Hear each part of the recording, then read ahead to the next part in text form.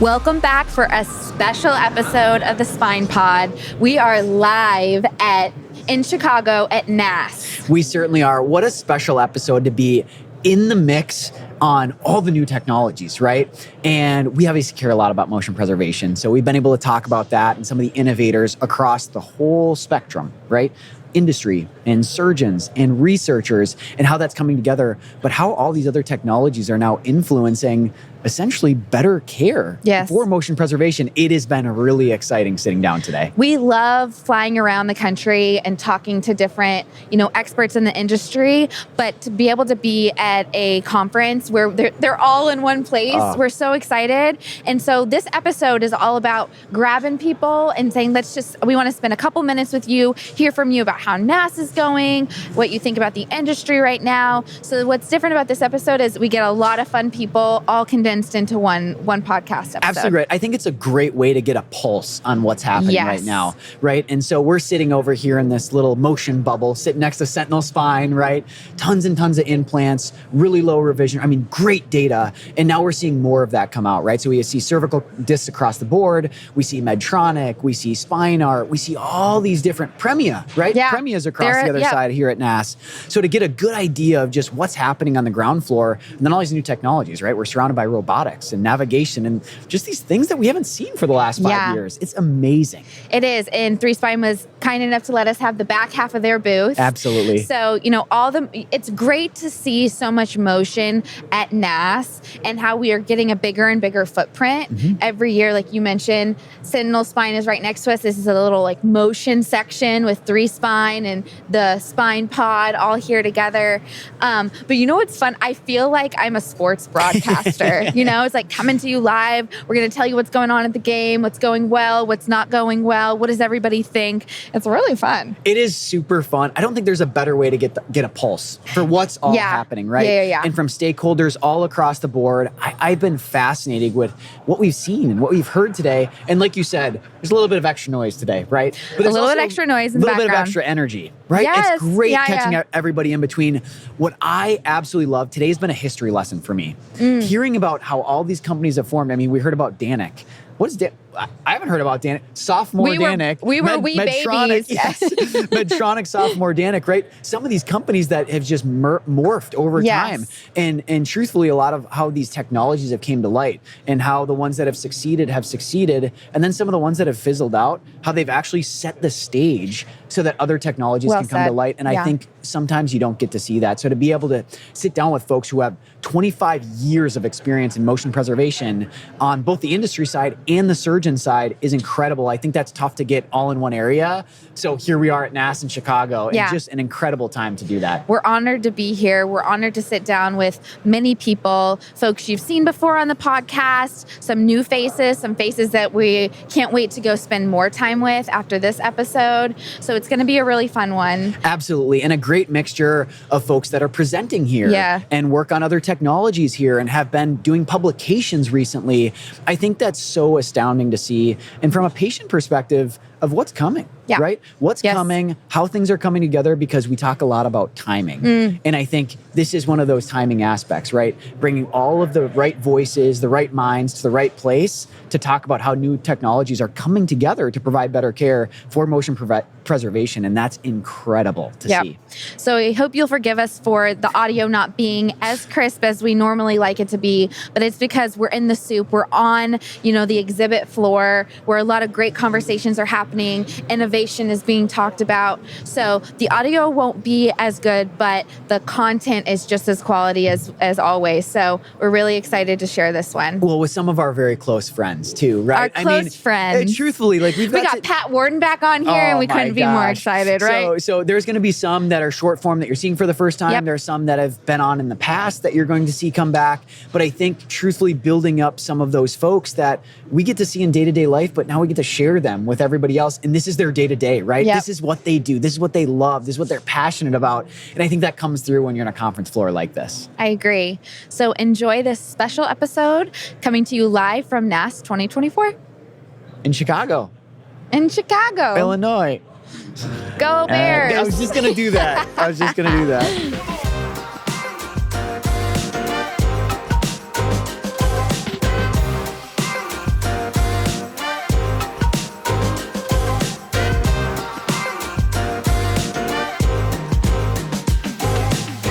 Dr. Pierce Nunley, thank you for taking the time. Oh, you're welcome. It's fun to be here. Absolutely. Well, we know you are a tough guy to get a hold of, so we appreciate you taking the time. You said that, yeah. Well, we appreciate it. I think most of our listeners know who you are. Everybody on this NASS floor knows who you are. Absolutely. But, chairman of the American Board of Spine Surgery, you're a member at ISSG, and you're coming off a big win of the best paper at ESMIS here. That's just true. recently. What an honor. It was really caught me off guard. Quite honestly, it was a great honor. That's incredible. Well, I think, it's been amazing getting to know you over the last few years. You obviously work very closely with a lot of motion preserving devices, but we've got to get to know you through the study and everything that you do, the publications you do. You've been PI on 30 plus studies, maybe more than that. Yeah, probably approaching 40 now. It's unbelievable. So, well, we know you're busy. We want to hop right into it. I think some of what we want to start with is your roots in motion preservation. You've been doing this for a long, long time. Yes. What initially got you into motion preservation in those early studies? Was it outcomes data or was it patients that you saw? What was it that got you into those first initial studies? I did a fellowship in Switzerland in 96 and 97 with the AO. I was actually an AO scholarship fellow with the Arbeitsgemeinschaft für Osteosynthesisfragen. Oh, wow. That's what AO means. Oh, my goodness. It's easier to say Can you do that AO. one more time? Osteosynthesisfragen. Wow. Arbeitsgemeinschaft für Osteosynthesisfragen. All right, we got some studying to do here. Okay, Or you can wow. just say AO. That works. I think I'll stick to that personally. So it was interesting there. We were dealing with some motion stuff all the way back then. And there was called a graft ligament. And at that point, honestly, with Professor Jean Arway, we were taking a lot of them out because they weren't working. But it was still interesting technology. And when I got into practice, I was in Selby's fellow, unfortunately his last fellow, and he was also interested in some of the motion technology. And I started my practice and really developed it to be a research type of practice from day one. And started working with industry and seeing how I might be able to be involved in these studies. And that's why I've done so many studies, because I really built that over the years, all the way up to the Spine Network and what we're doing now. But ever since the beginning, when something came around, I wanted to study, I wanted to see what it was about. There's been a lot of motion technologies that's come and gone, and a lot of it's failed. And so you don't want to be in that boat. I have been in that boat a few times, but I mean, when you do research, you don't know until you actually do the research how it's going to work out. But of course, in the disc arthroplasty space, I've been involved since almost the very beginning, and that's been a lot of fun. Well, you've been on a lot of the publications as well, right? So now we're seeing some of this longer term data that's coming out, which is helping a lot, right? Correct. So these 7-year and 10-year outcomes. So what have you seen from, what's worked, what hasn't worked, how things have shifted over time, because now there's 7, 8, 9 cervical discs on the market just here in the US. Right. And there's tons of different technologies that are used. Are you looking at patient pathology? Like, what are you looking at when you're choosing these different discs? Without getting down into the weeds, I think just talking, I'm a pilot, so that 36,000 foot, where I see things is, and they're parallel to the joint replacement world of one size doesn't fit all, right? So they've getting closer to it, but the problem is that patient's pathology is different from one to another. And so really defining how each of these discs are different. And there's all different kind of components as to, how they interface with the body. What is their motion characteristics? Are they constrained, semi-constrained, unconstrained? And that's really a continuum rather than 3 groups. And what patient pathology will fit a certain disc better than another. And so the pushback to that has been every company that has a disc wants their disc to be the disc for 100% of everything, right? That's what they want. They tell their investors that, right? But as we're finding out, there really are other indications. And in fact, really hats off to Sentinel Spine, because they're one of the first to kind of say, we realized that there's differences. And so they came out with different discs and different surfaces. And in one of the studies we did with them, they actually allowed us at our choice interoperatively to choose between two discs. Interesting. So that was really interesting. And we're still crunching that data. But that was when we really started to push the subject and the narrative of there are differences. So let's not ignore that. Let's look into that. And that's really one of my focuses. Adjacent segment disease is probably my principal focus of replacement technology. But secondary to that is what implants, how do we find the right implants, and how do we match the patients to them?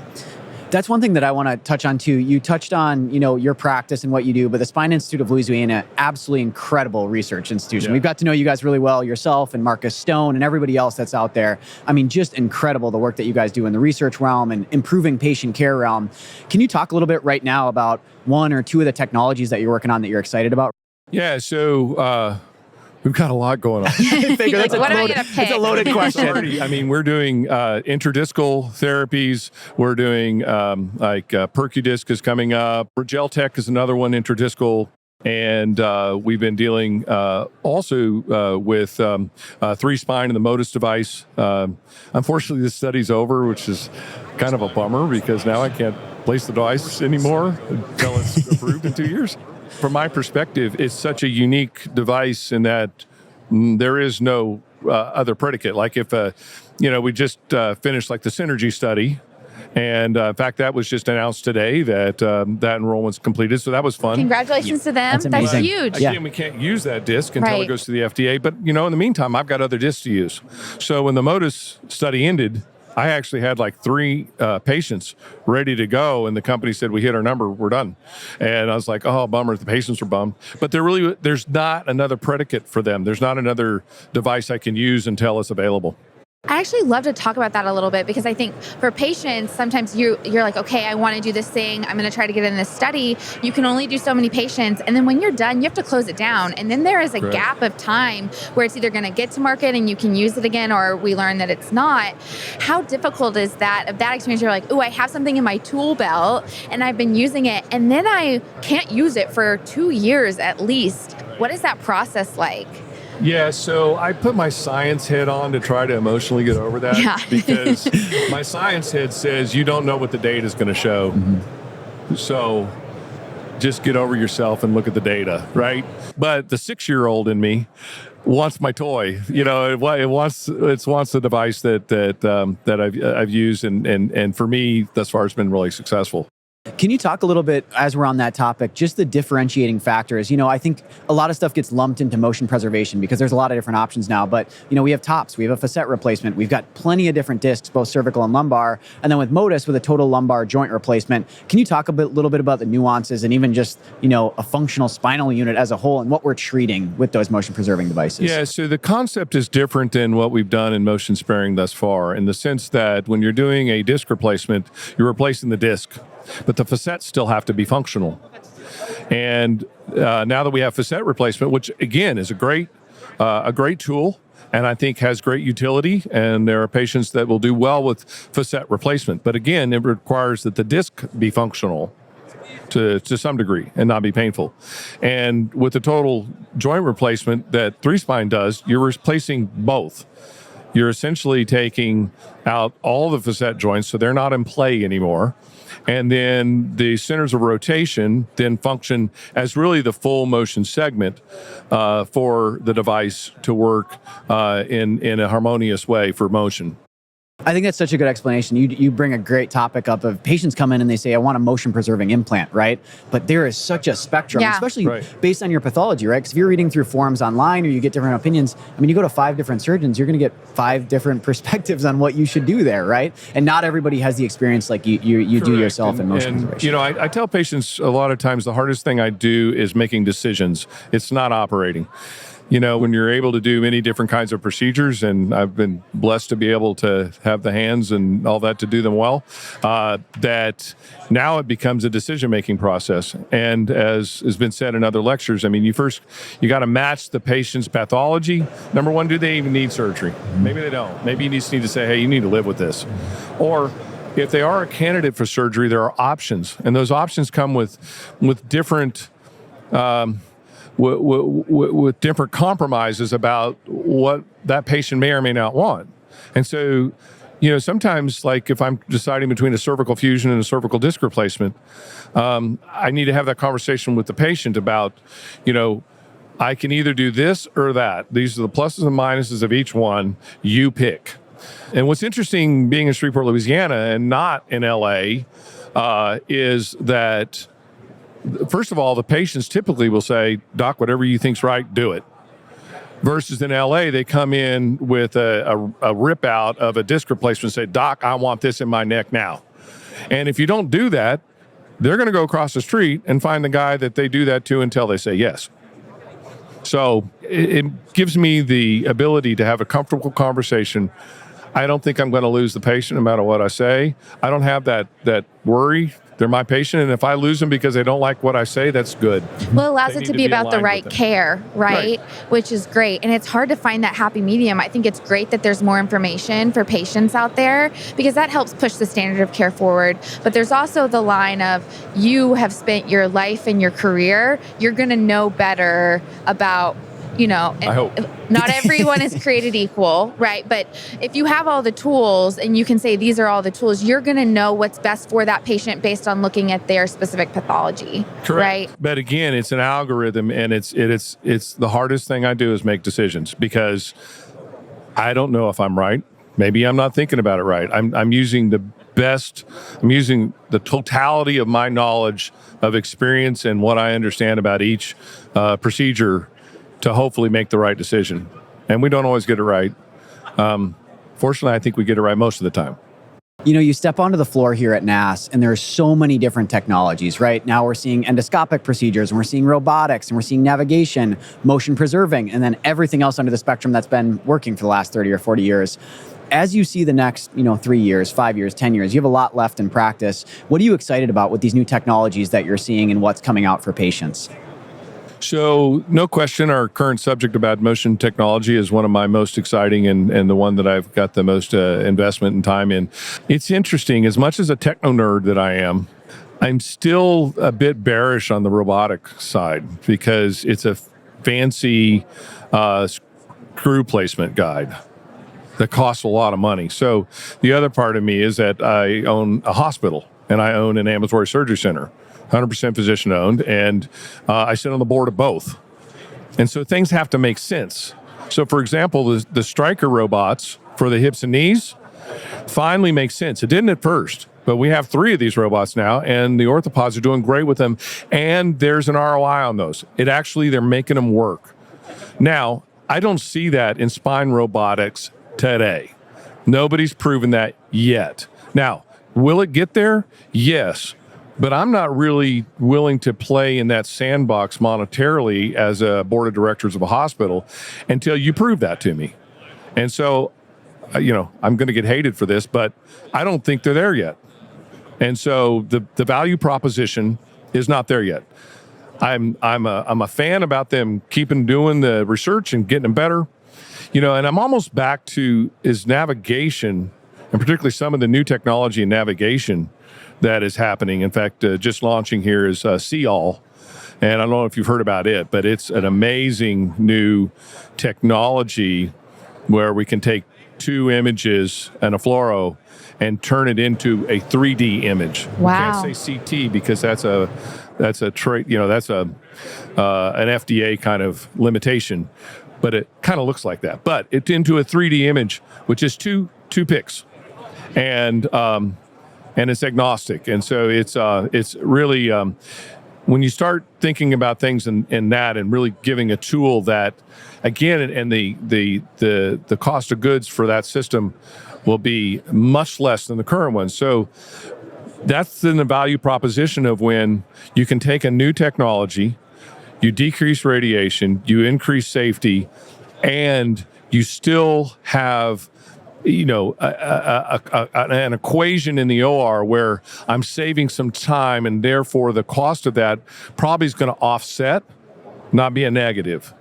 And so when technology does that, no matter what technology, I'm listening. But unfortunately, most of the new technology tries to come in and say, well, we're value added. So we want to add $2,000 or $3,000 or $4,000 to your case, sometimes $1,000. But we want to add that, of which you get paid a flat rate at the hospital. And so everything comes out of your profit margin, to where some of these new technologies turn it upside down. And then you have to ask, well, is it best for patient care? So I'm all about that. But if you can't prove to me it's better for patient care, then why am I spending the money on it? I think you have this perspective that a lot of folks in this industry don't get to see, and that's being an owner of that all those health different system, right? spaces. So when you're the owner of a hospital or a surgery center, you actually have to make those decisions, right? You're not someone just providing care for a cost. Correct. You are now the purchaser of those devices, right? You're consumables. You have decision fatigue. I'm sure you have to put so many different hats on, which is so important to like understand the space to say like, does this make sense? And I think that, and again, a lot of times you'll get these because the hospital wants to market. And so they'll spend $1 million on a robot to market a surgeon to increase. Well, we don't have that problem. The patients come to our facility, we bring them to them. So you don't have that marketing issue. And so at the end of the day, it's got to be, does it have value? Does it improve?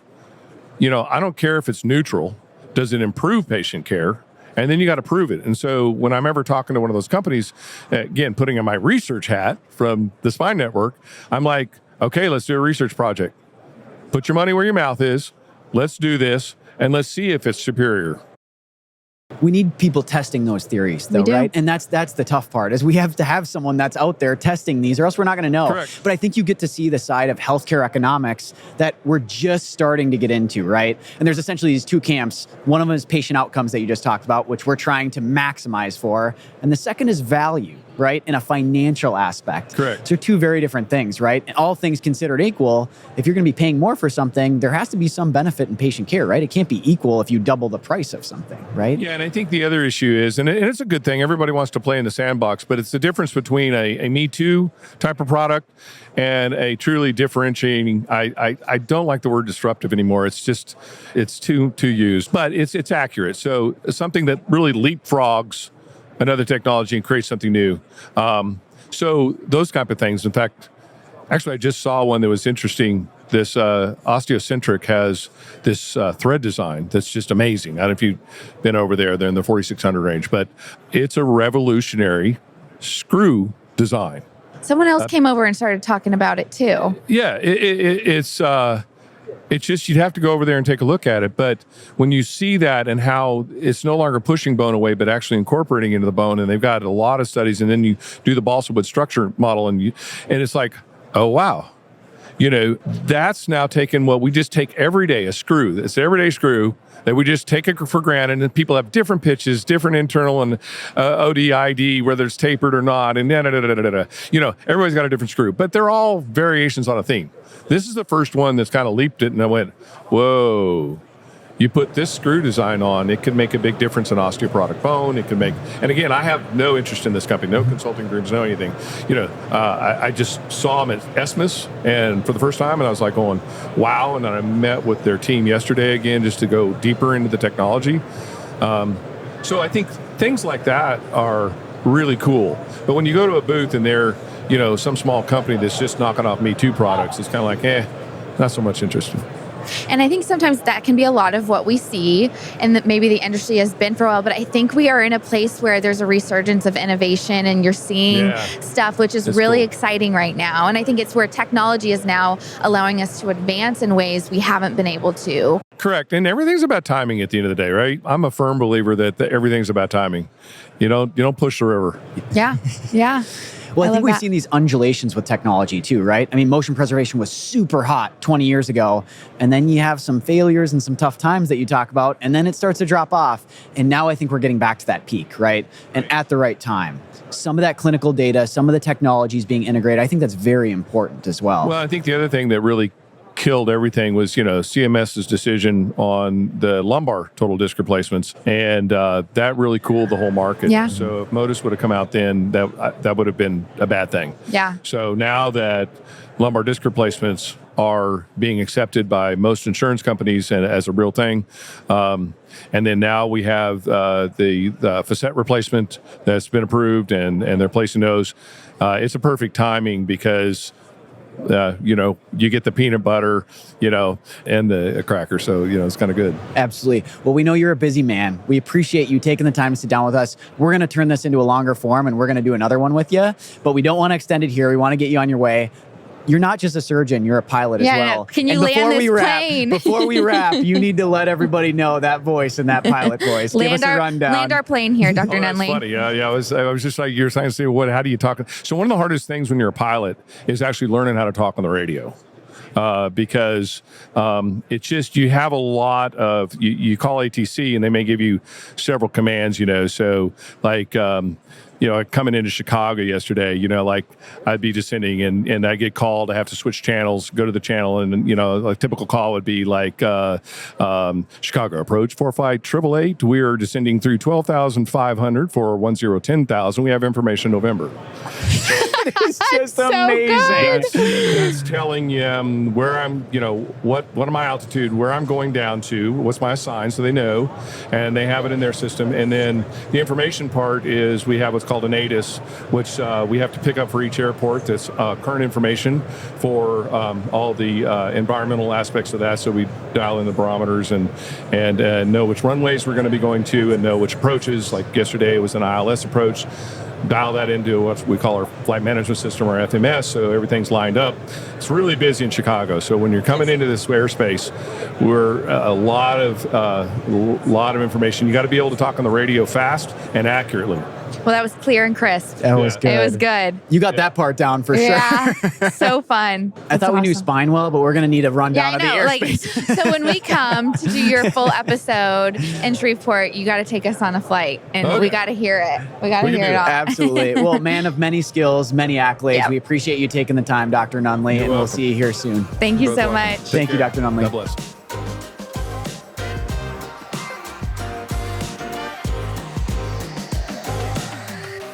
Dr. Louis Nell, you're a myth, a legend with us. It is amazing to be able to sit down with you here today. So thank you so much. This is a reason enough to go to NASS, is because you get to see Dr. Louis Nell. And I mean, though I'd love to come all the way to see you, the fact that you're, here in our backyard, we're like, we got to grab him. We got to sit down because, the history that you have. And there's so many things we want to talk to you about. Thank you. Wonderful to be here. Absolutely. We've been able to get to know you for a long time. Obviously, being able to work with 3 Spine in the past and all of the history that you have. I think this is such an important one and such a fascinating one that we're going to be able to do today. One of the things that I want to start with, so you came over from Pretoria, South Africa, right? You're here, made the long trip. I want to go back to the history of this. You implanted the first Modus lumbar total joint replacement with Dr. Hodges and Dr. Humphreys back in 2007, 17 years ago. Tell us about that. I mean, what was the feeling of that like? Well, it was actually very scary at that time, because one of the major things about this disc was that we were taking the whole facet joint. Yeah. So we almost has to justify doing that. But we were at that stage already very much into disc or motion preservation. And we knew that it was working well because we started in 2001 already. And the one thing that made this disc so much better, and which is still now better or more big advantage, is the fact that you don't have to go anterior retroperitoneal to put it in. And most of the surgeons are actually used to go, with this type of approach, almost like a TLIF approach to take out the disc. So at that stage, it was really scary. We had to justify taking out the facet joints. And we were in a situation where most of the surgeons all over the world didn't even really believe in motion preservation. So, the repercussions of that could have been pretty bad if the patients did well. And there was a lot of mechanical things that we didn't know anything about. So taking out the whole facet, especially with this disc, you didn't have any fixation like pedicle screws over that level. We were worried that it was maybe going to translate or move. And it was actually a very interesting thing that we learned, because with all the other anterior disc replacements, it was important to have normal facets so that they move well. And we have, even although we did this, we never seen one of these patients become unstable with taking both of the facets. And the one of those initial two guys, the one was actually a dog handler, so he's a very active guy. And the second guy does the Cape Epic yearly. So that's a 700-kilometer bike ride that he does. And he had a liticulostesis, and we operated him at that stage. And, now it's 17 years later. And he's still doing those races. And he's still doing his races. Which is absolutely wild. I can't do that, and I don't have any back problems. Actually, funnily enough, we actually put 2 disc replacements in his neck before that. Wow. And he's actually, now his son is 16 years old.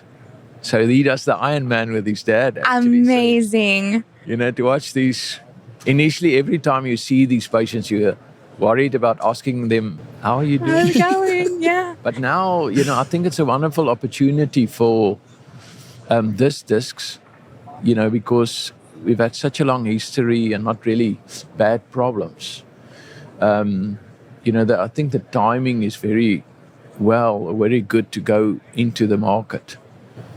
So there was a lot of uphill battle to get where they are now. A lot of the big companies were making money mostly out of fusion. So a lot of the disc replacement were also over the years shelved, not because they were that bad, but because the whole industry is driven by pedicle screws and fusion and those type of things. But nowadays, with data becoming so available and the patients also becoming much more knowledgeable about the results and so on, I think that motion preservation and disc replacement is going to be very much on the forefront, in the next couple of years. We talk about that a lot too, of, patients become more and more educated. We have the technology now, the internet, they can learn. Absolutely. And they are like, I want other options. They're going to search for it, and they're eager for options like this. Absolutely. I'm really curious, kind of taking a step back, and, we know kind of the US market a bit, where there is a lot of fusions here, and you have a lot of patients just sitting on the sideline going, I don't want to get a fusion. I'm waiting for a better option. What is that like in South Africa? Do you have a similar dynamic there? Or I do all spine, so it's interesting. I went from going a lot of anterior surgery and fusions and disc replacements at the end of the 90s, towards, because we were working more anterior, and the muscle damage that we did with the posterior fusions were actually quite tremendous.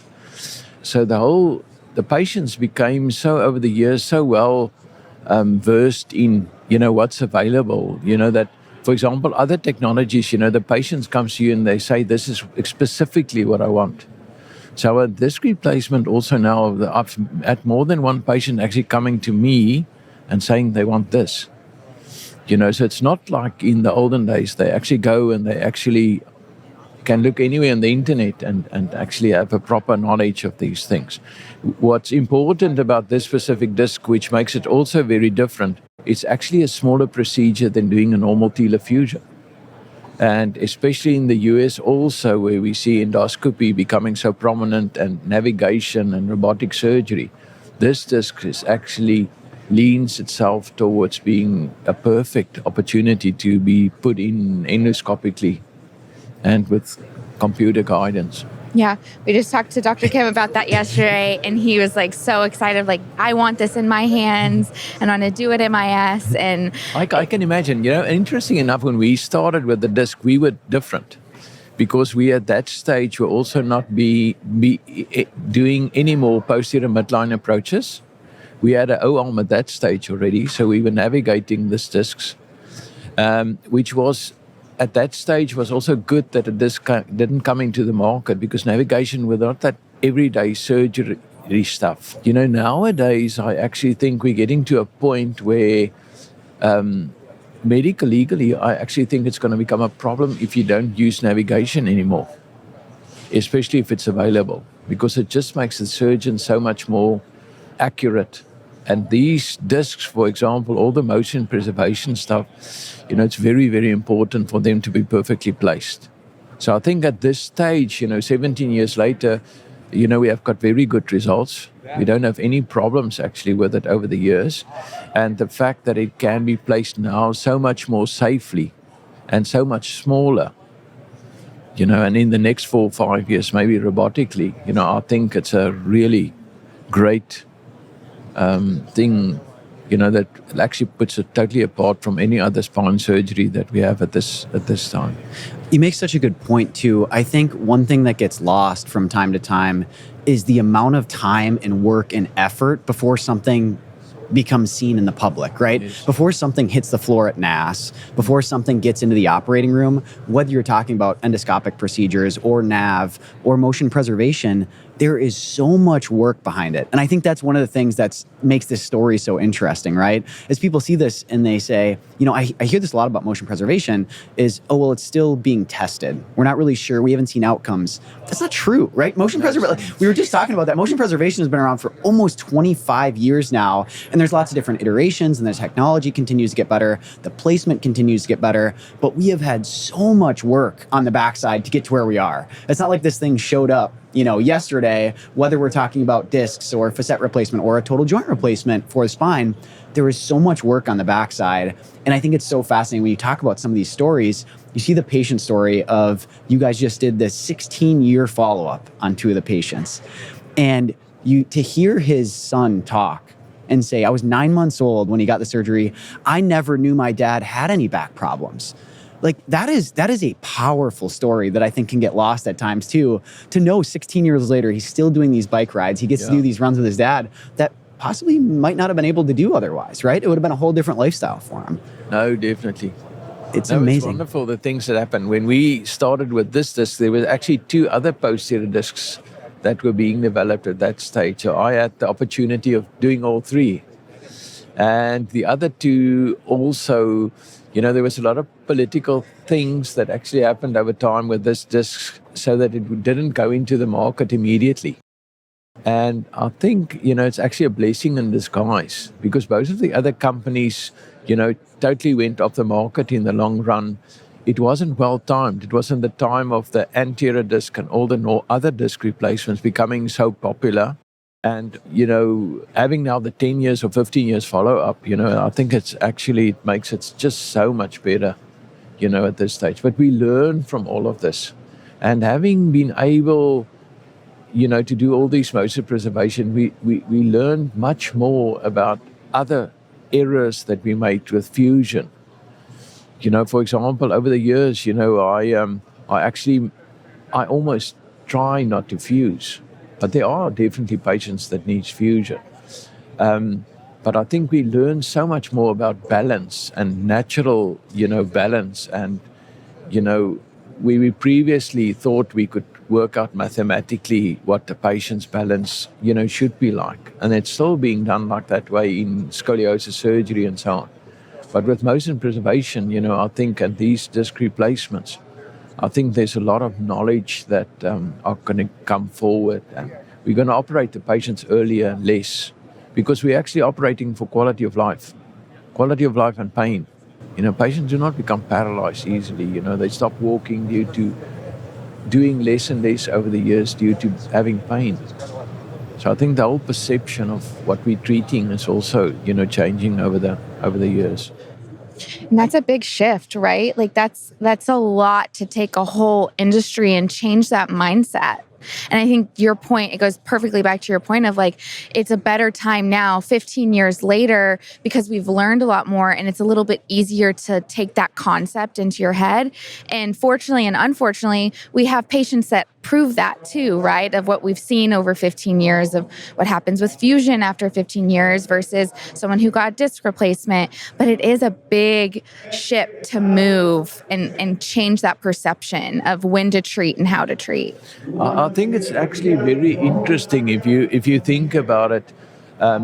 with technology becoming so prominent, and artificial intelligence and also, data becoming so much more available, I think it's going to be very difficult, like in the olden days where the industries were actually driving spine surgery.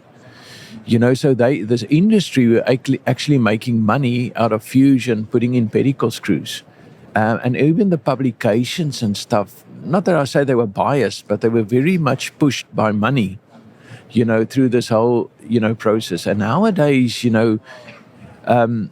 with knowledge being so much more available all over the world, I think, and AI and stuff coming into play, I think people are going to be much better being able to evaluate exactly why are we doing stuff, what is getting better results than other stuff.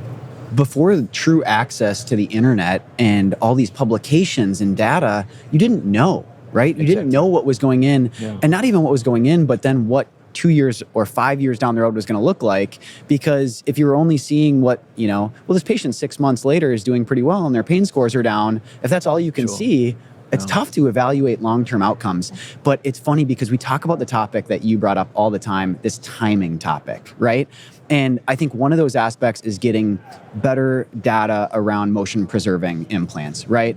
Where to place them, how constrained they need to be, the biomechanical movements of both the lumbar spine and the cervical spine, but then adding on the pieces that you talk about, right? Navigation, robotics, preoperative planning.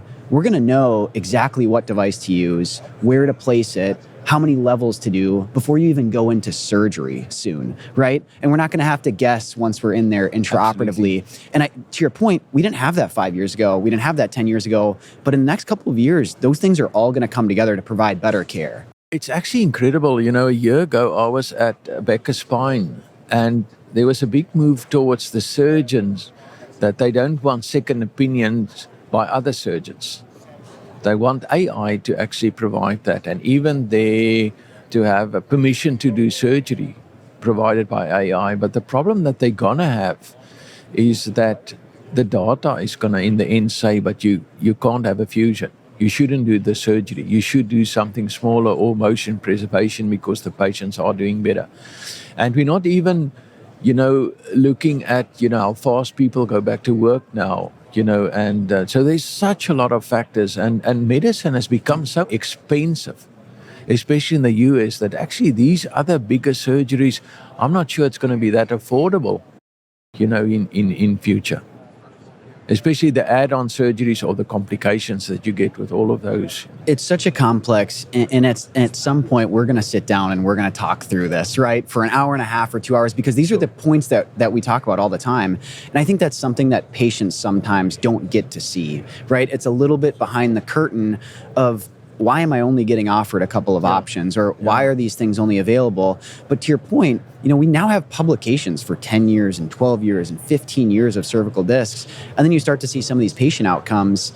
It's tough to refute, right? It's really tough to refute when you have a huge body of evidence. And I think one of the things that we like to do as well, and I think we resonate with you, is rely on the data, right? What do those outcomes look like? And not just what are your pain scores a year after, but what are people going back to do, right? What activities are they getting back to? What's their quality of life versus just that immediate post-operative period? Because I think those are two different things, right? Absolutely. No, I think it's definitely true. I think, we say that at our day job at 3 Spine all the time, right? Like we've finished enrollment of the IDE for MODIS, and we're like, we'll see what the data says. We're really excited, but it's like, it's up to the data at the end of the day. And like, that's really all you can say. And like, that's going to make the decision, because people can have all these opinions. But to your point, it's like, it's kind of black and white at the end of the day of like, does the data say that this is a good option or not?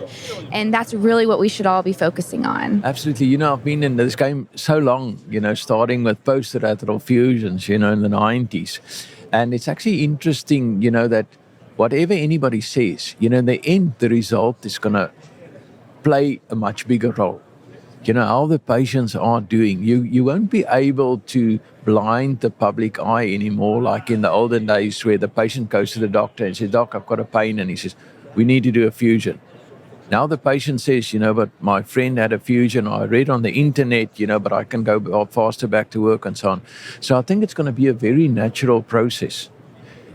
in a certain sense, it just takes us very slow or a long time, due to the industry and, that's so based on fusion, to get to that point where they, it's just not unrefutable, it just has to happen.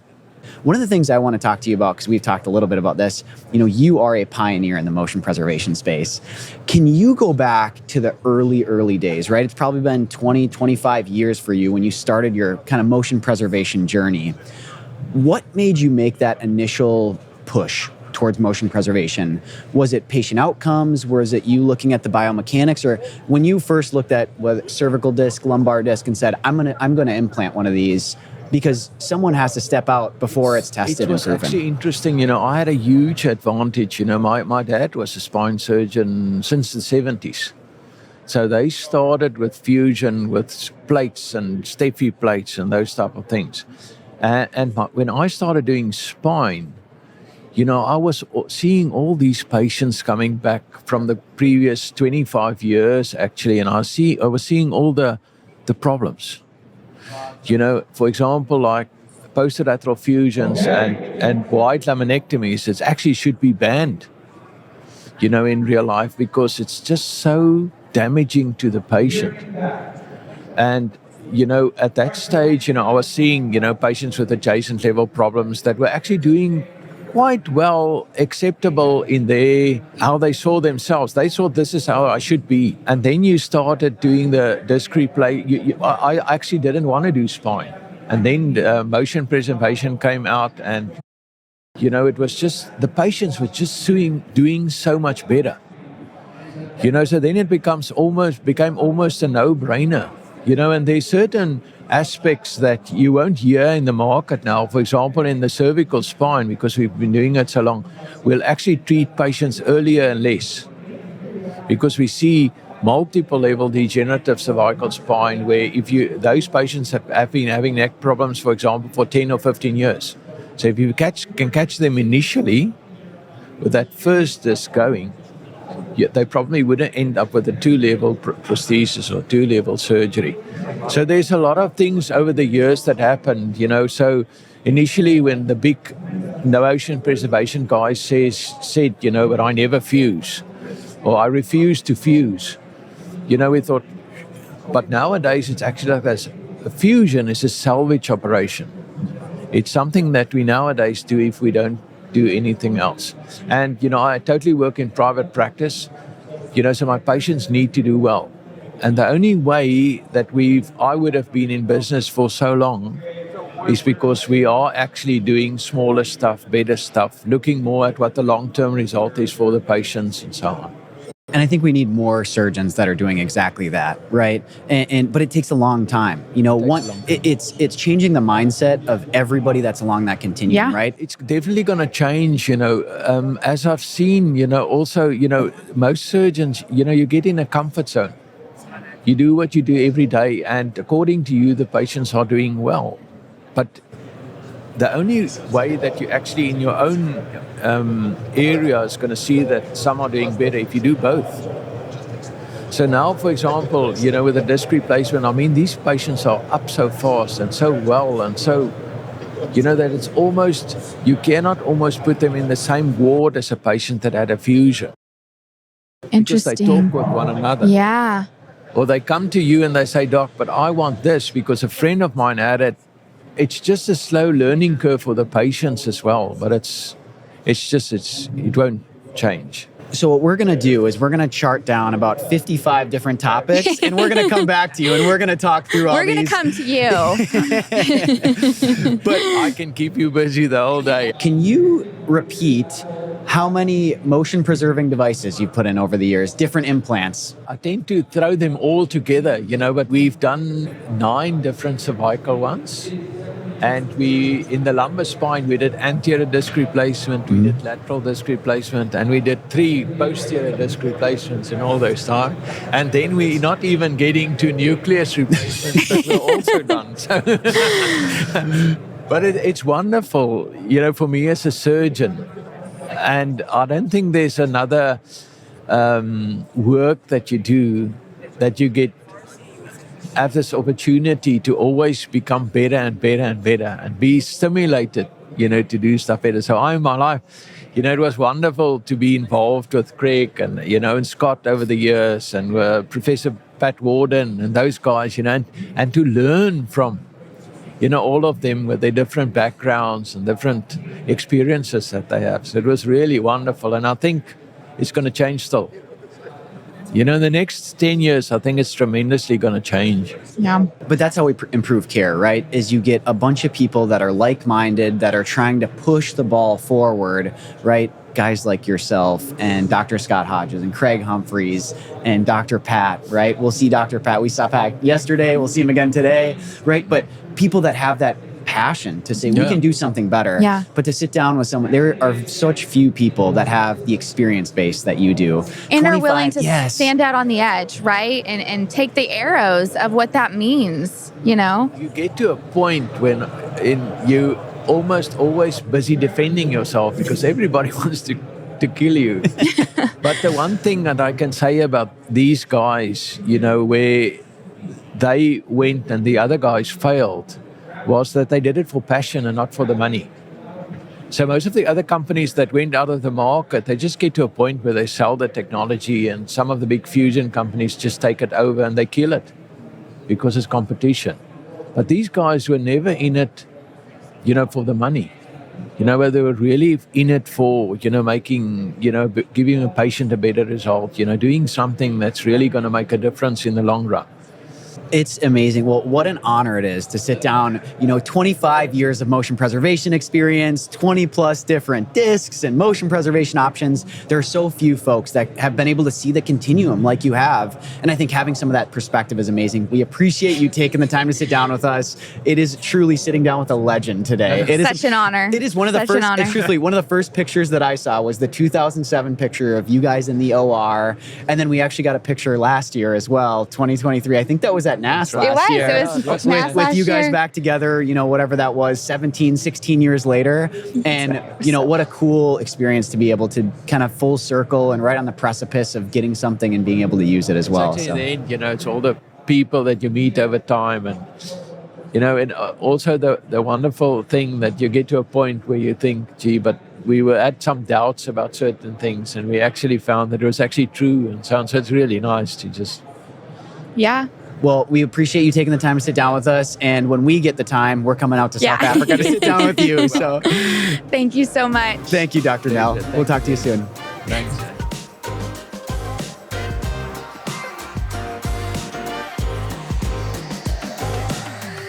Dr. Kim, thank you for sitting down with us today here at NASS. Thank you for having me. I love talking with you guys. We missed you. We had so much fun on your episode, and we were like, who do we want to talk to at NASS? Number one, we got to get Dr. Kim over here. Well, people loved your episode. I think you're over 100,000 views, or like 108,000 views on your episode on the Spine Pod, which is incredible. We were in awe. We were like, oh my gosh, it passed 100,000. That's insane. That is insane. But I have that podcast on my nighttime sleep videos. So it's all you. I put it on there and I'm like, oh, this is so interesting. No. Hopefully people are getting some useful information out of that. Of course they are. Absolutely. We've actually gotten a lot of feedback on that one too. I think just the dynamic of everything you've done in your past.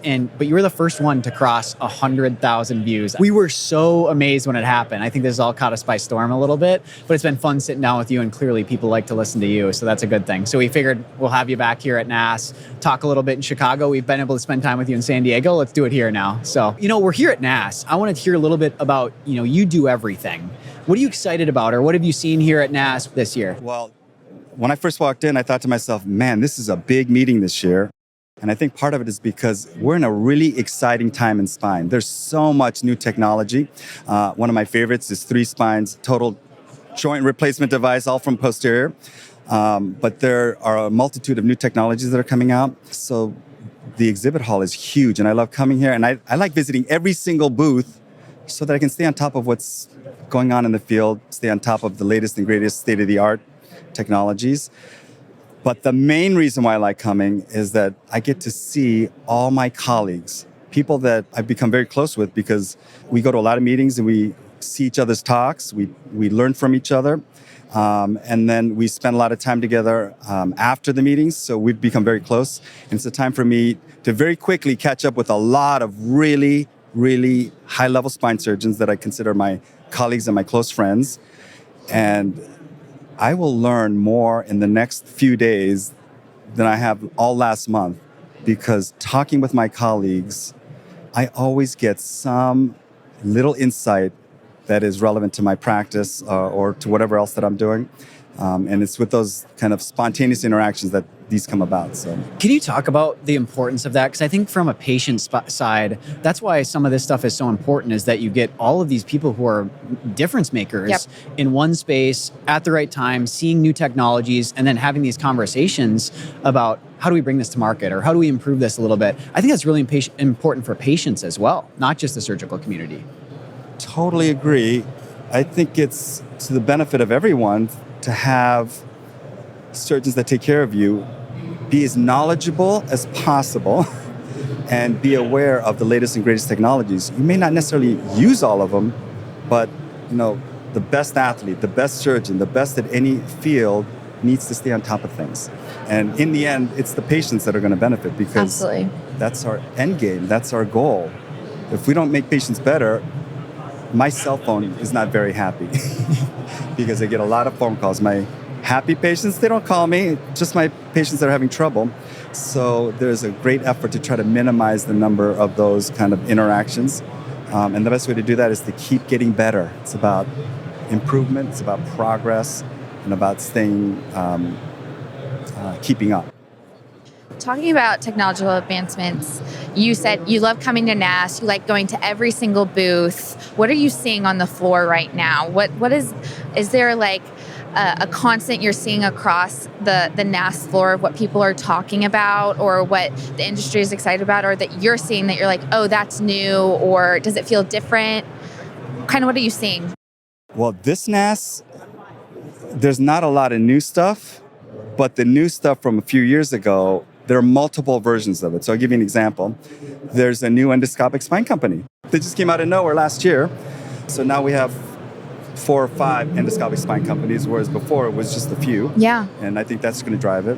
There are multiple navigation and robotics companies. And one of the biggest new things is the durability of motion preservation surgeries. So one of my heroes is Dr. Rick Geyer at Texas Back. He's been one of my, my heroes, my mentors, role models for a long time. And he does a lot of lumbar disc replacements. He's been doing it for 20 years. And I did a few, but I was always worried that it's going to loosen and fall apart after 10 or 20 years. And the revision strategy for a lumbar disc replacement device is downright scary. Because it's interior, correct? It's interior with scarring. And my mama always said spine surgery would be a lot easier without blood vessels and nerves. Going revision anterior, the anterior blood vessels they're like cemented in. So it's very scary. But it turns out, after a very long, extensive experience, that both cervical and lumbar motion preservation devices, after 20 years, they're doing great. And then I don't just look at the studies. San Diego just happens to be one of the sites for a anterior lumbar disc replacement device back in the day. So we do a lot of anterior surgery, and we did a lot of lumbar disc replacement devices in San Diego. I have not had to revise any of them except for one in my entire 22-year career. So That's I believe amazing. all that That's data. incredible. Yeah. And same thing. If I was a patient that needed a reconstruction and I had to choose between a fusion and a motion preservation device, if it's a 50-50 call, it's not even close. I'd want to preserve motion through a motion preservation device, especially if it can be put in from the back. Yeah. Going in from the back is a lot more familiar for the vast majority of spine surgeons. We were just talking about that off camera. You were like, what is the percentage of surgeons who do fusions from interior versus posterior? And we don't know the exact number, but we're saying, it is significant majority. A vast majority of lumbar That's where they're comfortable. Posteriorly. Yeah. Well, it's awesome that you've learned a lot from Dr. Geyer as well, because obviously he has driven this community forward, right? For motion preservation. He's a guy that we've known about for a long time, very well respected, very well known, and he's driven a lot of this stuff, right? So him and the guys at TBI have done some awesome work and somebody needs to lay the foundation for follow-on technologies to come, right? And they have done that. And it is absolutely incredible. You know, one of the things I want to talk about that you talked about as well is how we bridge some of these technologies, right? I know one of the things that you're excited about is endoscopy, right? And minimally invasive surgery. How do you see that starting to come together with motion preservation? Because I think that's when we start to get to the gold standard, right? I have goosebumps when you talk like that. So favorite subject, maybe. So when I say that this is a really exciting time for somebody like me, so here are the three things that I love. I love minimally invasive and endoscopic surgery. I love computer-assisted navigation, and I love motion preservation. And now all three of those things are coming together. So I'll give you the most extreme example. Imagine you can do a surgery endoscopically.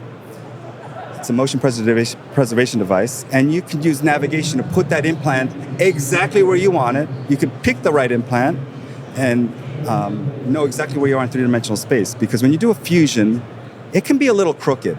Because once the bone's fused, the implant is just sitting there like a filling in a cavity. But a motion device is like the tires on your car. If the alignment is off, you may not think anything's a problem, but 6 months later, the treads on that tire are going to wear out a lot faster than the other tires. So putting it in symmetrically with all the biomechanical motion things that these smart engineers have thought of, it'll be a game changer. So all posterior. So now every spine surgeon can do it using minimally invasive techniques, which is not going to be that difficult, placed perfectly with computer-assisted navigation. That's what I'm waiting for myself. Absolutely right. I mean, obviously that's what gets us excited too. But you talk about some of these, you know, challenging aspects of motion preservation. That's been one of them, right? There's a reason that TBI and Dr. Geyer have created such a lasting, you know, impact and have so many patients that are attracted to them. It's because they have good technology, but they do the surgeries really well, right? So the devices go exactly where they're supposed to. Because to your point, if they don't, that's when you can have complications. But there's a reason that they've created that aura about themselves, is because they know where to put them. But with this new technology, we're going to know that, right? Before a patient comes into the room, you're not going to be guessing on where to place something. All those things are going to be preoperatively planned, right? And then if you have robotics and nav, all these things, it's going to be put exactly where you want it, right? Well, it becomes more available, right? Absolutely. Because it allows more surgeons to have it in their hands because the precision is so important. So if you can have that extra, those guardrails put in for you, it's just more of the masses get to experience that, which is ultimately what the goal is, right? Well, you know, we know you're super, super, super busy. I'm sure you're talking to everybody on the floor here. Everybody wants to grab you. Literally, we had to be like, okay, hold on. Leave him alone. He's ours for like 15 minutes. When you have people standing behind cameras to watch it, that's when you know. There's a line you can't see behind us of people waiting to talk to Dr. Kim. That's exactly right. Well, we appreciate the time. What are you most excited for here? You know, you're looking around, you're walking around. Are there talks you're going to get to? Is it just interacting with folks? You know, what is it that gets you energized when you're around here? I mean, the most important thing is to catch up with all my close friends and colleagues. Yeah. And I include you guys into it too. Absolutely. But the thing that is newest to me is motion preservation. So the last two meetings, it's all been about motion preservation. So I'm just thinking, how can I do motion preservation with the endoscope? So that's what I'm most excited about. But the truth of the matter is that it takes guys like you to essentially step it forward too, right? It's been done a certain way for a long time, just like we've had certain technologies or implants for a long time.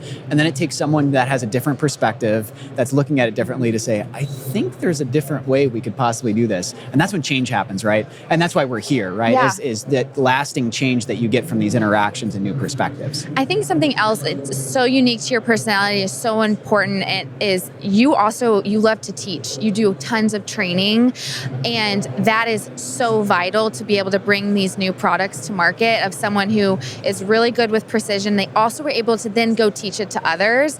So I get excited for, you know, like Modus device, and your ideas are already swimming of like, how do I do this, you know, MIS, and then it's like, okay, great, then you can do it, and then help teach that to other surgeons. I'd love for you to talk a little bit about that aspect, because that's huge here too, right? You help a lot with taking industry and taking, you know, surgeons and meshing those together in the best way possible so that surgeons get new technology in their hands. I'm really glad you brought that up, because you know how I said there's like a perfect storm of those three technologies? I forgot one other thing, and that's social media. And the reason is that I've been in practice for like 22 years. I can't tell you how many surgeon training things I've done. Yeah. Cadaver labs, Yep. lectures, going to conferences, giving talks, writing papers. And the ability to get information out through traditional means, it's like snail mail. And then COVID came, then social media started to take off, and then I just stumbled upon social media myself and like enjoy doing it. And I noticed in the last 2-3 years, my reach in terms of my ability to like communicate with other surgeons, get my message across, provide teaching points, also to patients, it is magnified like 1,000-fold with social media. So now we have all the technology with social media and digital communication. We have navigation, we have endoscopy, we have motion preservation.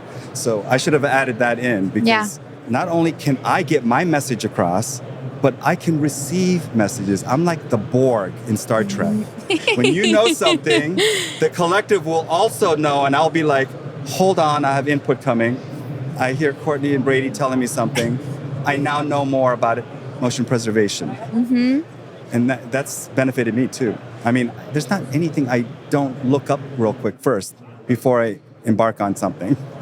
Honestly, it makes me think they should have at NASS, like, you should teach a presentation on like how to use social media for your practice and as a surgeon to help you learn more and also connect with patients. I'm surprised we don't have something like that already of like we're moving forward as a culture and like technology is moving forward, but we don't really talk about that aspect of business at all. That's exactly why I gotten pretty good at social media, because there's no resources for somebody like me that said, you know what, I think I'm gonna use social media to get my message across to my patients and other physicians. Then you're like, okay, now what? That's a great idea. Because I had to figure all that out by myself. Yeah. And there's no need for everyone else to figure it out.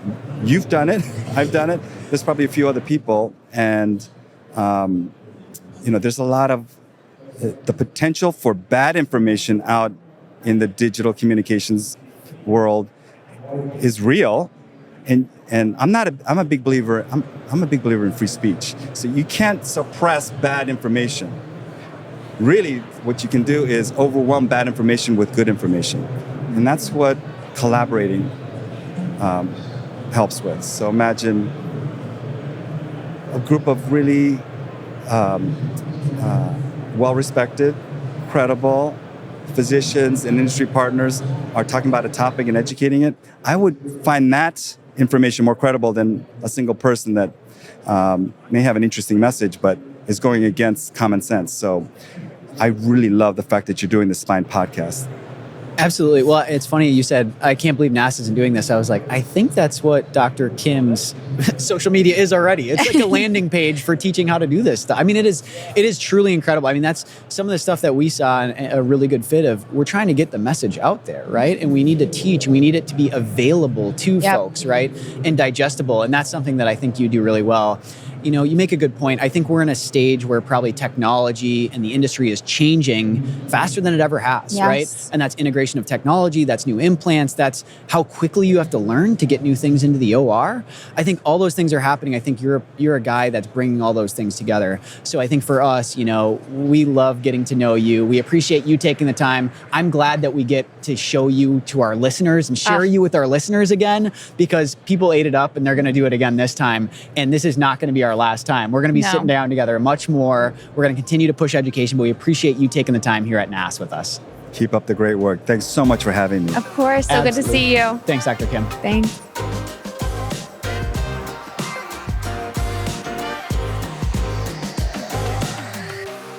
So we're sitting here today at NASS, and we said we're only chatting with celebrities. So we're sitting down with you with a celebrity today.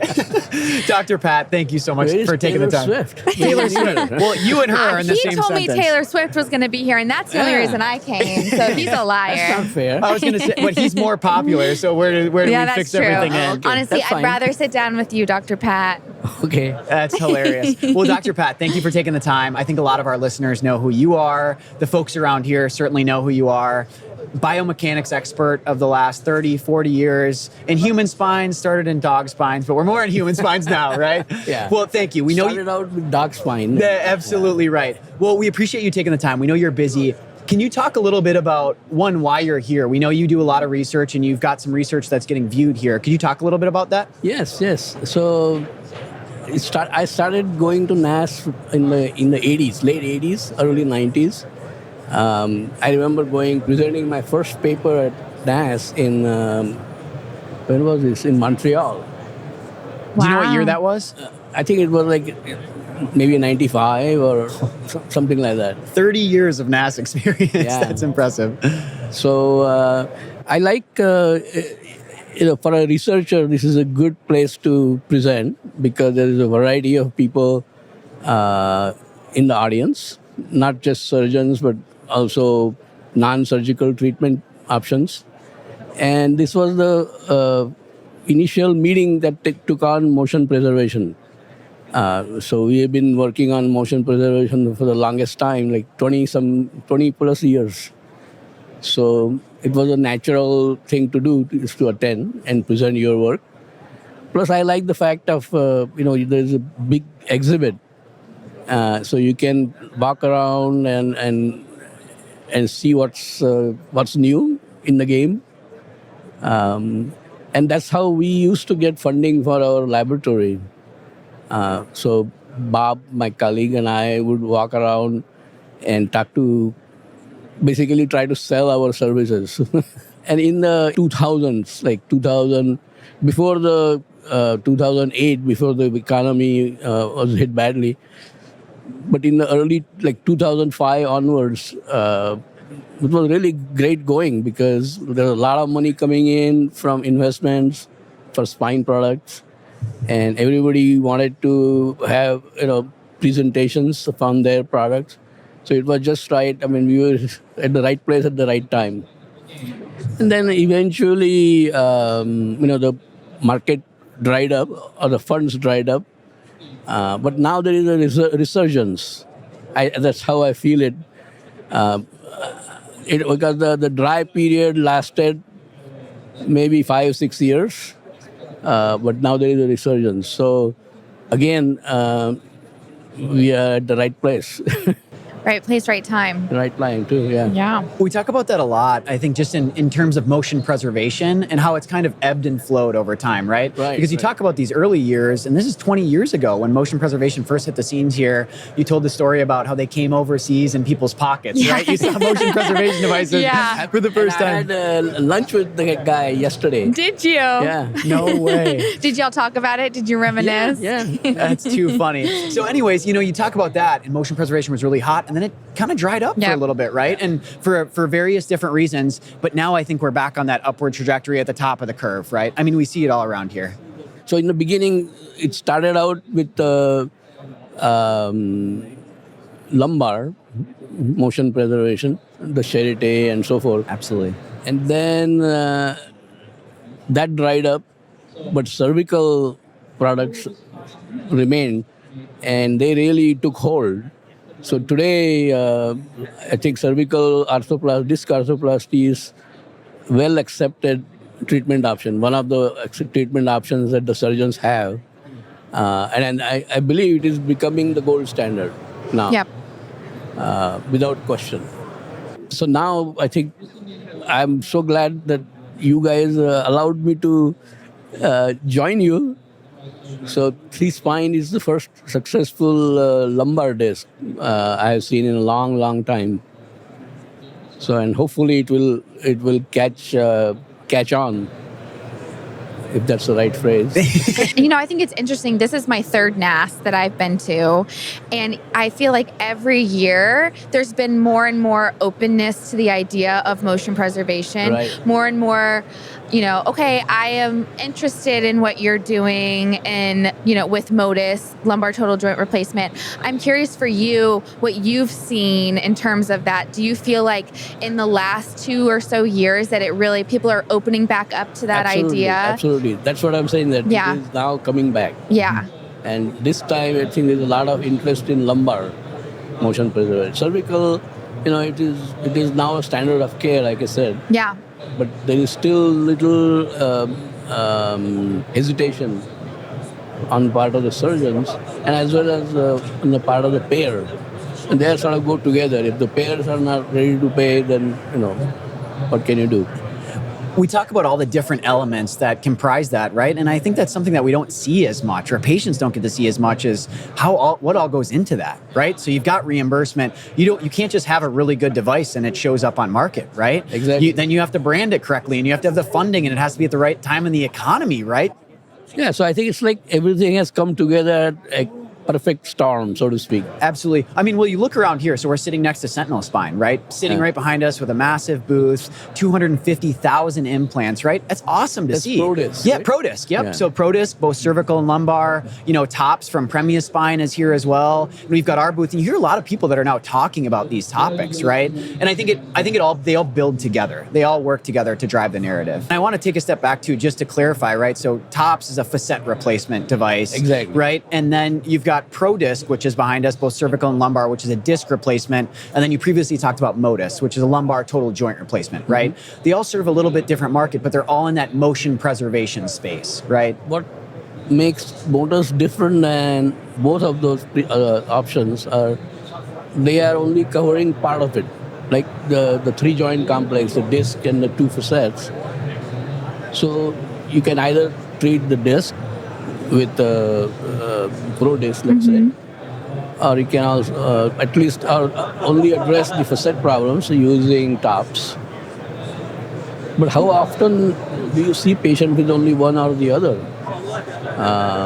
Most of the time when the disc goes, it's like sitting on, I think I mentioned it before, three-legged stool. So if one's leg is broken, how can you sit on it?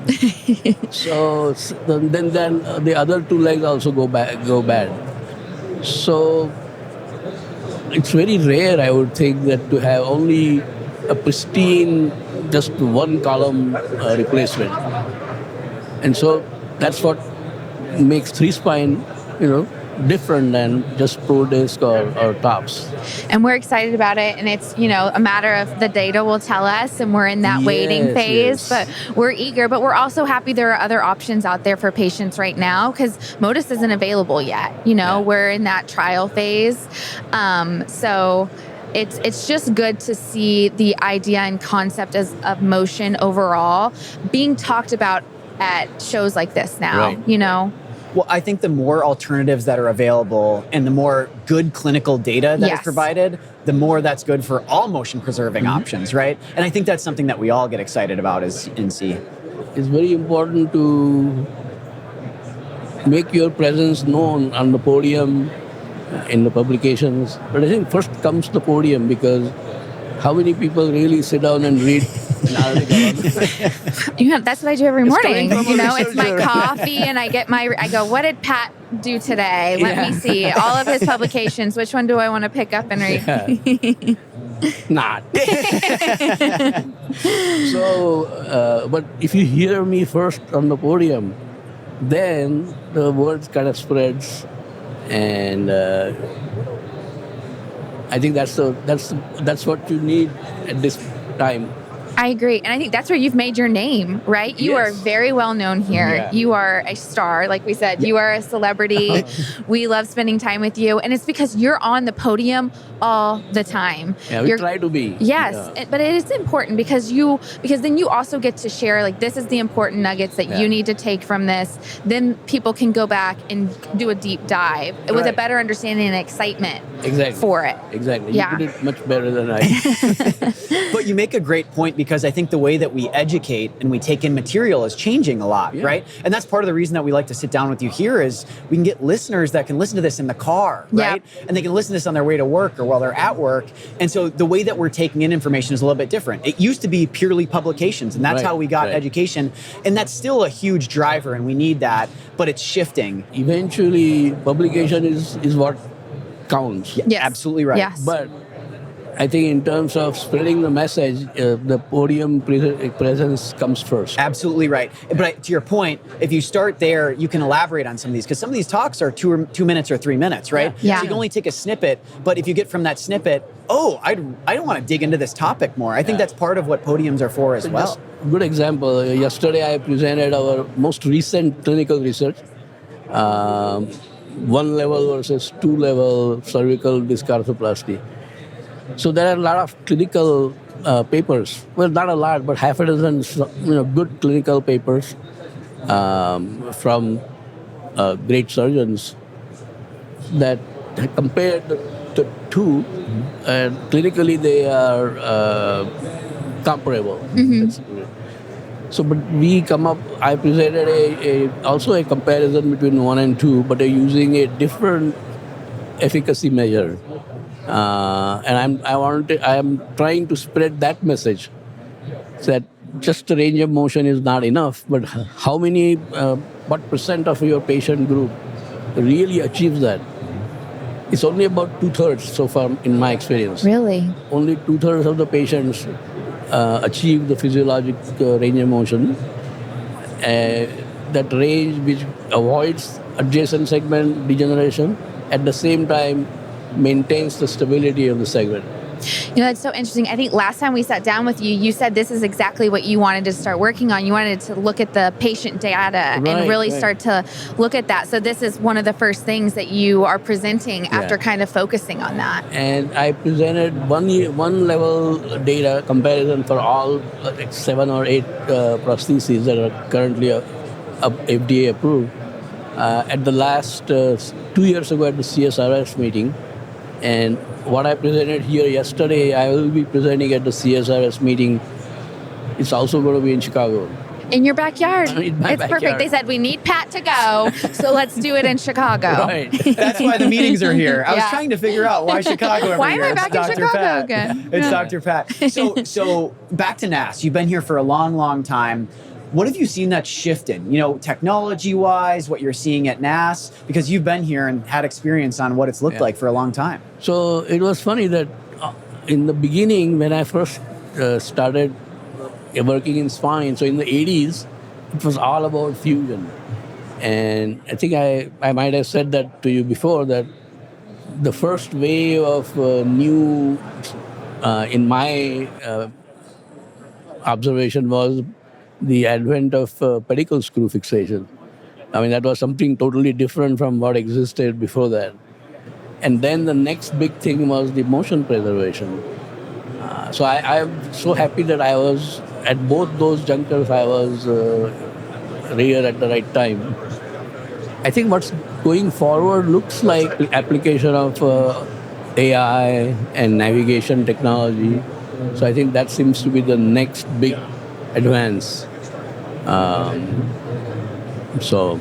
We've heard a lot of that conversation. I think people are excited to use those in conjunction with motion preserving devices, right? Yes. Because placement matters a lot, and the type of motion preserving device that you use a lot, because there's not one cervical disc on the market, right? No. There's 8 or 10 different options, and based on your pathology, it might be different, right? Everybody has a little bit different idea, but I think with the integration of technology, those outcomes are going to get better, right? Which is going to benefit patients. I think that's what we get excited about. So I think the collection of big data, I think that is key, because you can look back at that, I don't know how many thousands and thousands of patients, and see what we can learn from that. And that has sort of captured my attention lately. Better late than never. We appreciate you taking the time to sit down with us, as my always. Pleasure. My pleasure. As always, and this will not be the last time we sit down with you either. So we really appreciate Anytime it. you want. We love to see you, Pat. Absolutely, we do. Thank you so much, Dr. Pat. Thank you, Brady. Thanks. Yep. Talk to you soon.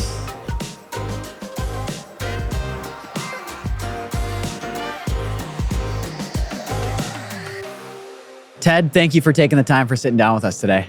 Pleasure to be here. Pleasure to be here. Absolutely. I've been watching what you guys are doing and really compliment what you're covering across the field of motion preservation. Yeah, absolutely. We were excited when you were like, let's connect, because you have that background on motion preservation, and we want to kind of pick your brain on it today.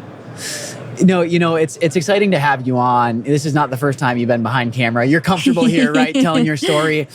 We know you very well, but for the folks that haven't seen you or seen you for the first time, can you give a little bit of your background? You're obviously well-versed in motion. You've been through, Medtronic and J&J and Orthofix, the staples here at NASS, right? So can you tell a little bit about your background?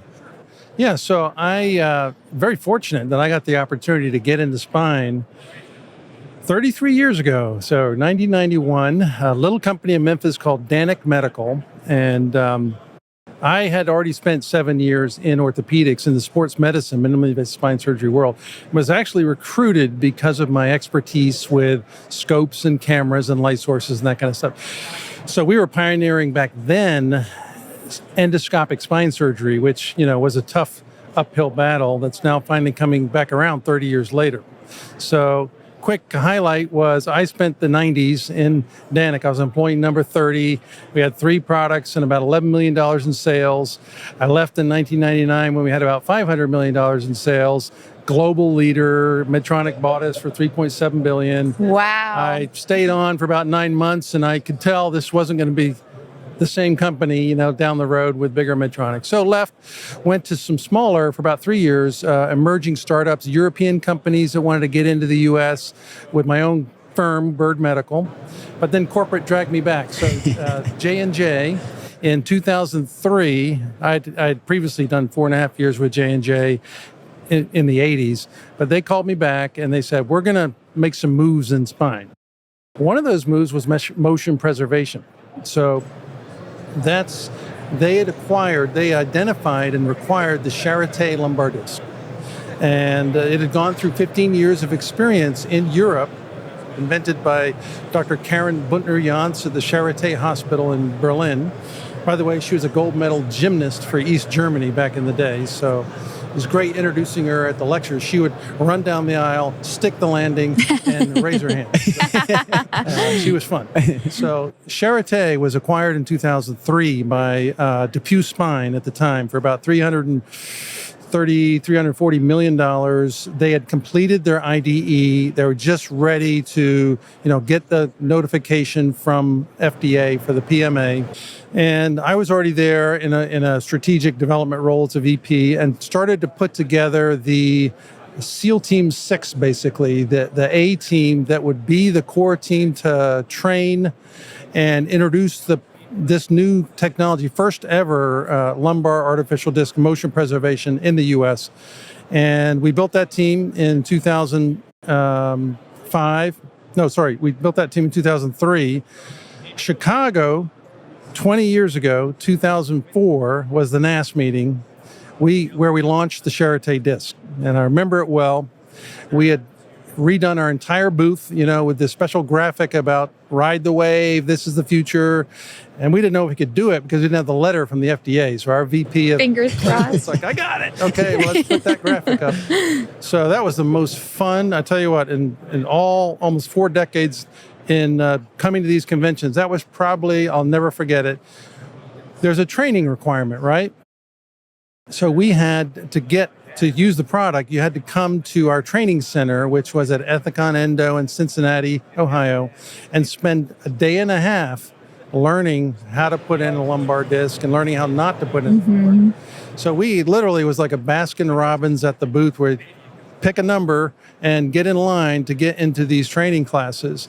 And it was so fun because those top sort of names that you always want to do business with is like, oh yeah, Dr. Matthews, KOL of the Maverick disc, you can get in the back of the line. We'll get to you soon. And he's like, oh, come on, Ted. It was a lot of fun. But that went into a period of just intense, it was almost like Groundhog Day, because we would bring in these classes of 18 to 25 surgeons that to get credentialed and trained had to go through the surgical technique.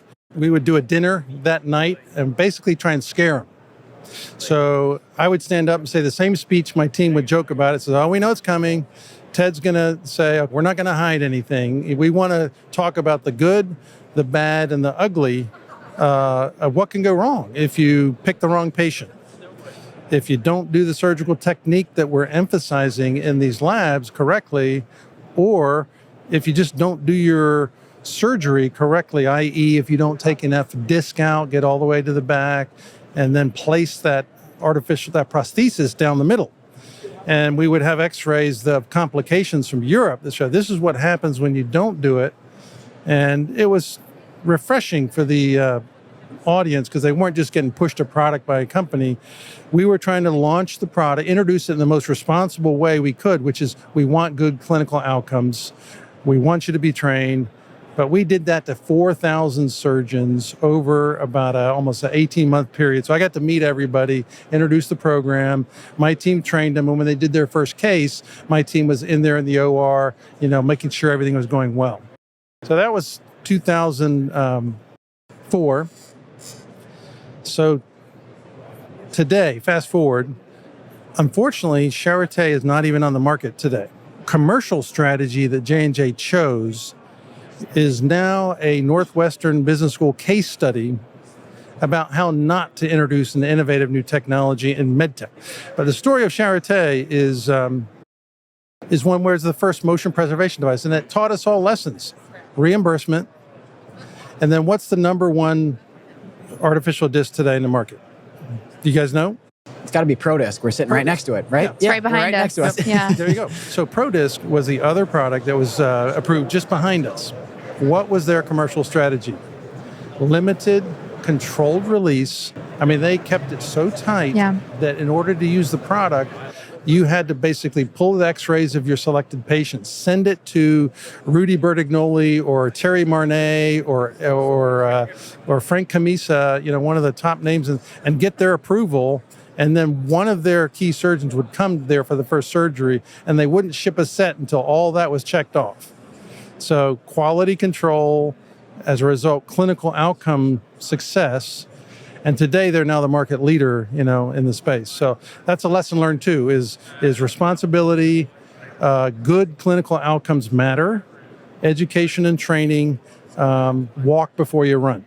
Well, it's hard to be the first at anything, right? But especially when you're in medical device, right? Because there is a lot that goes into it. And I think, reimbursement is such a huge aspect that, patients don't understand the behind the scenes of that either, or like why it takes so long. Yeah, and I just want a disc, yeah. Yeah.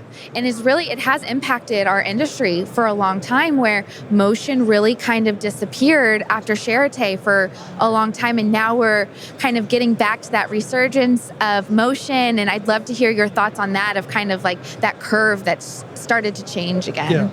No, for me, just because I was, part of that early, team, and of course, the IDE sites, all well-known names in the field, people like Rick Geyer and Scott Blumenthal at TBI, Dom Korick, in Charlotte. No, Dom wasn't one of the IDEs, but Paul McAfee in Baltimore, Ira Fetter. They were all my faculty members, Andy Cappuccino. They did all the early cases, and even TBI, Texas Back Institute, that follows now their results. They did the very first, disc in the U.S., and that was the Charité. And today, Modus, 3 Spine. You've got new Premia. discs like the Synergy spine disc, with lordotic capabilities. The Bagheera from Spine Art completed their study. You've got in Germany, NG Medical with the Move C. So sort of next generations of movement, of materials. It's exciting, and for patients, which is the ultimate customer for all of us, for the right patient, it's a better solution.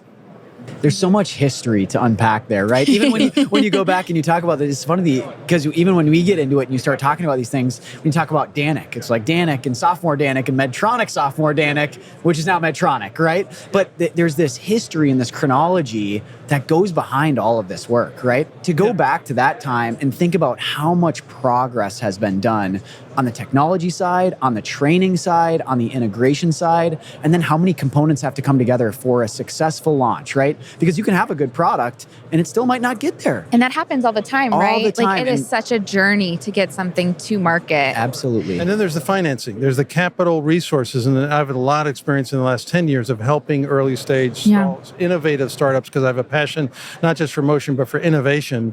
And it's a challenge because, investors might not understand the roadmap that it takes. It can take for a class 3 product, 6 to 8 years to, could be done faster, and very expensive to get that done. But you're changing the paradigm when you get there.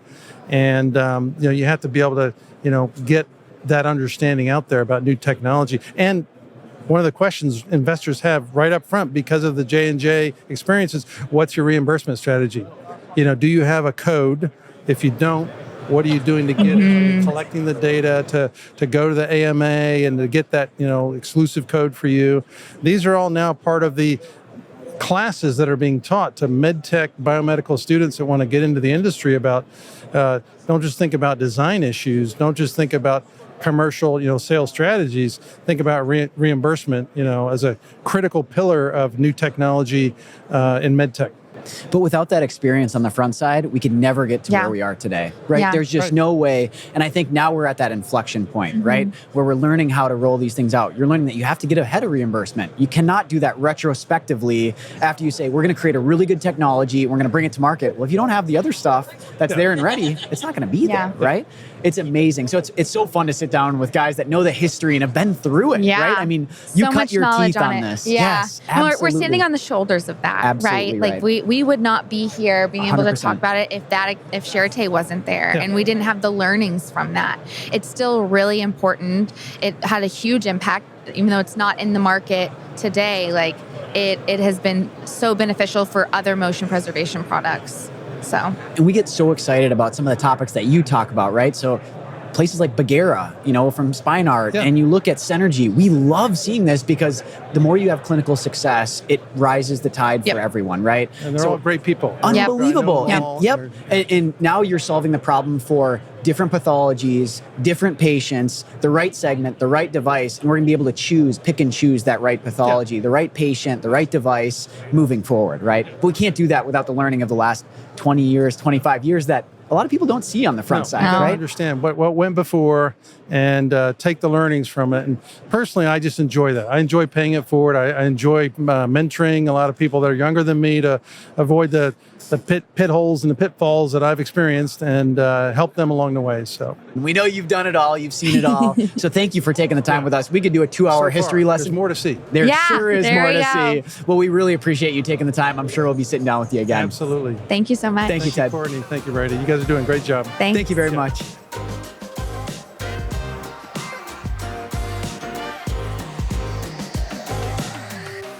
Dr. Lavelle, we know you're a busy man. We really appreciate you taking the time to swing by and sit down with us today. Hey, thank you for having me. Absolutely. Well, we wouldn't miss it. We've been very fortunate to get to know you and work with you over the last couple of years here through the study, but we know you go way back with motion, and that's a huge reason we wanted to sit down with you today, hear a little bit of that early story. We know motion has taken, a big leap over the last 20 years, and it's been kicking around. You were as early as the Brine disc, the early days. Right. So one of the questions I want to have for you is what initially got you into motion? Because a lot of the work that you've done has been, complex. You do pediatric, you do adult, you do complex deformity cases. What was it that initially pushed you towards motion preservation and doing some of that work? I think you cited one of the bigger parts, which is that I do a lot of complicated revision and deformity work. And, there's a saying, Izzy Lieberman is one of the people who trained me. He had a saying, which was, you're either treating deformity or creating it. My hope is that, with things like motion preservation, that you can avoid it altogether, that, the spine was intended to move and it's natural for the spine to remain moving. And if we can find good, reliable ways to preserve motion, then perhaps I could make myself obsolete. Well, we know that's not going to happen. But, doing some little different implants. So what were the earliest implants that you worked on the motion preserving side? Were they, I imagine, cervical discs, or did you work on lumbar discs first? Yeah, so most of my work has been cervical discs. It's just where the U.S. market has gone to. When I came to where I'm at now, SUNY Upstate, there had been numerous lumbar disc arthroplasty studies that my predecessors had done. It's just right now there's just more pathways to approval for cervical discs, and just based on that, we were involved in more cervical disc replacement studies. So that's really what's driven it. There just hasn't been a really great lumbar solution, and obviously our hope is that the Modus device is the lumbar solution that we're looking for. Absolutely. I was going to say, you can jump in if you want, but can you talk a little bit about the differentiators? You talk about how lumbar hasn't been there, and now, you went through the Modus study. Can you talk about a little bit of the differentiating factors there and how they're different? There was a focus on true isolated anterior disc replacements, and pathology in the lumbar spine isn't the same as the cervical spine. A lot of the compression that you get is posterior based. hypertrophied ligamentum, hypertrophied facet joints, and the decompressions are just simply different. So simply replacing the anterior disc is probably not enough to solve the spondylosis and neurologic compression problem. Posteriorly based options that allow for neurologic decompression are necessary. And as the evolution has happened, post-based systems that involve placing screws have had failures, right? So the screws themselves loosen, the interfaces between the screws have failed. Other devices that have come out have been bulky or so mechanically complicated that they're just, fraught with inherent risk of failing. So we're still looking for the long-term solution to this, and it's like I said, our hope is that the Modus device is that solution. So. And what is your experience like? You did several cases in the trial. When you first saw Modus, what did you think about it? A lot of times we hear surgeons say it's just so different. They're like, whoa, hold on, I got to look at this and take a minute. Kind of talk us through that. Well, there's two veins to that. One is that from an approach standpoint, it really is two facetectomies. So for surgeons that are used to traditionally posterior-based fusion-type surgery like TLIF, transforaminal lumbar interbody fusions, it's not an unfamiliar surgical approach. On the other hand, the device itself is a very unconstrained device. So, my opinion was is that I would have to lean on people who are pioneers in that device, like Dr. Hodges, to really, belay their knowledge as to how to make such an unconstrained device work. Mm-hmm. And my experience on it was very positive. There was a lot of ability to decompress the neurologic elements. Patients were very excited to try to be able to avoid a fusion procedure. Quite frankly, the patients did very well. So you're talking about, just to clarify, the Modus lumbar total joint replacement. And so we've seen a little bit of that. I want to talk a little bit about cervical discs. You talk a lot about cervical discs. You've done plenty of publications on some of the long-term outcomes of cervical discs. And I think that's what we're seeing over time is some of those outcomes finally filter through. Can you talk through that? I know you've been on publications with M6 and with Mobi. Can you talk about some of those outcomes? Right. So, the outcomes for cervical spinal disc replacement have been relatively positive.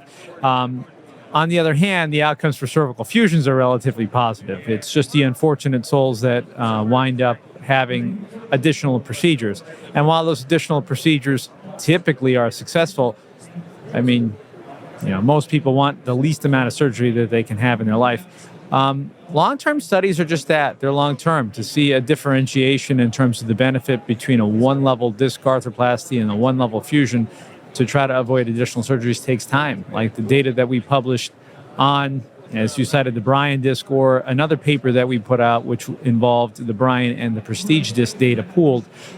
It took those numbers and it took that time. And as you will see with the Modus study, as time goes on, it's harder and harder to get those patients to come back. They simply live their lives. And it took some greater degree of effort to follow all those patients. But ultimately, we did see, and that was a paper and a presentation that was published at CNS, obviously with the whole cadre of investigators that had done Prestige and had done Bryan. It did show differences. And so it really raised our ire of excitement for motion preservation, and we were happy to see that. I think it's really exciting to see success, on all fronts. We've seen cervical discs that are now not even gaining popularity, but are becoming more mainstay, right? Multiple level procedures. Lumbar discs have taken a little bit tougher, but there's different biomechanical challenges as well in the lumbar spine, right? So hopefully, Modus can come along and we'll be there soon as completed enrollment. And now we have even facet replacements, right? We've seen tops from Premia Spine have really good outcomes. Again, a smaller indication set, but for the patients that are indicated, do really, really well. Yep. And so we've seen motion preservation, I think, take a leap. One of the things I'd ask you is, you've been doing this for a long time. You've been coming to these conferences for a long time. How have you seen them shift? The technologies that are being presented and what's out there, what's coming? Well, I could tell you one of the funny shifts is that when someone gains traction, you start to see things look like their success. Like there's some success with robots. And so if you look, there's a lot of lookalike robots at the I think that's what you're going to see with successes on lumbar disc. We see it across the board, right? I mean, it's not gonna not. I think this is the first step. We talk about this a lot, right? This is kind of the first step into moving in that direction, right? We have total joints for knees and hips, and now we're getting there. And the spine's a little bit different, but we're getting there to where we can replace all the functions of that functional spinal unit. One of the things I get really curious about, you're someone that does care across the entire continuum, right? Pediatrics, adult. What is some of the stuff that you're working on, or a technology that you're working on right now, whether it's a clinical trial or something that's new that you're really excited about? We see tethering that's becoming... Well, the most exciting study that I'm involved in is the motor study, certainly, of course. So we've talked about that, but outside of that, what are you working on that you're excited about? Right now, the motion preservation in the pediatric population is certainly an area of interest and excitement.